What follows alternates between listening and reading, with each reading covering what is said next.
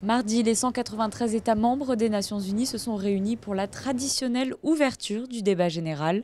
Débat qui se concentrera notamment sur la mise en œuvre des 17 objectifs de développement durable adoptés l'an passé, ici même au siège des Nations Unies à New York. Cette ouverture marquera les esprits car deux des principaux orateurs de cette première matinée ont pris la parole pour la dernière fois de leur mandat. En premier lieu, le secrétaire général des Nations Unies, Ban Ki-moon, qui en dressant le bilan de ses 10 années en tant que chef de l'organisation, a affirmé sa conviction en la capacité de la communauté internationale à mettre fin aux conflits, à l'extrême pauvreté, aux persécutions et aux fossés entre les riches et les pauvres.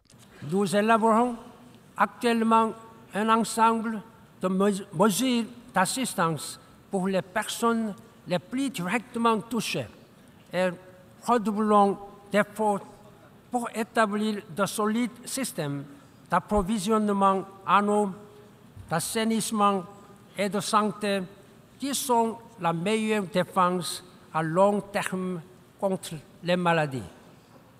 Nous n'y parviendrons qu'avec l'appui politique et financier sans faille des États membres. Et le président des États-Unis, Barack Obama, qui a rappelé lors de ce dernier discours devant l'Assemblée générale les progrès réalisés ces dernières années, notamment dans la lutte contre le terrorisme. A quarter century after the end of the Cold War, the world is by many measures less violent and more prosperous than ever before. And yet our societies are filled with uncertainty and unease and strife.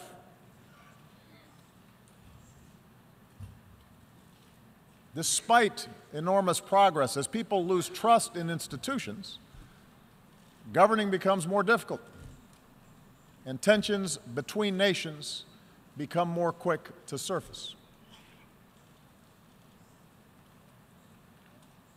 And so I believe that at this moment, we all face a choice. We can choose to press forward with a better model of cooperation and integration, or we can retreat into a world sharply divided and ultimately in conflict along age-old lines of nation and tribe and race and religion.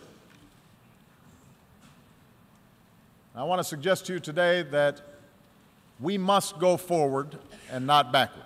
Ce débat général est, rappelons-le, l'occasion pour de plus petits États de faire entendre leur voix, à l'image de la principauté de Monaco, État membre de cette organisation internationale depuis 1993. Pour Monaco, c'est une façon de rentrer dans le concert des nations, évidemment d'expliquer notre politique étrangère, les grandes orientations du prince sur cette politique étrangère. C'est aussi une façon de peser dans le débat parce que, comme vous savez, le système des Nations Unies, c'est un pays, une voix. Donc la nôtre, Monaco, a la même voix que la Chine. Ce qui a commencé ce matin, c'était une formidable volonté des leaders du monde de se rencontrer, de se parler, de faire avancer des dossiers, et de dire éventuellement que pour telle ou telle cause, on passerait au-dessus des égoïsmes nationaux.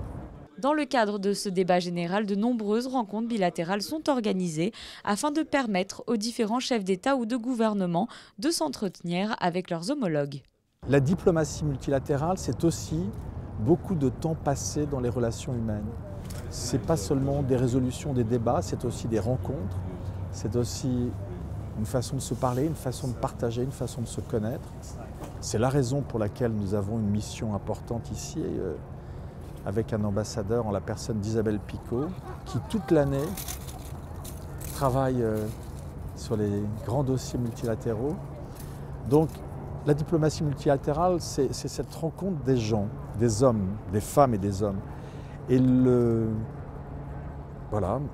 Monaco fait comme tous les autres États, on profite de la présence des uns et des autres pour rencontrer les États que nous avons besoin de voir pour faire avancer nos convictions, nos priorités. La semaine consacrée à l'ouverture du débat général se poursuit. Le ministre d'État Serge Tel prendra la parole à la tribune de l'Assemblée générale ce jeudi devant un grand nombre de chefs d'État et de gouvernement.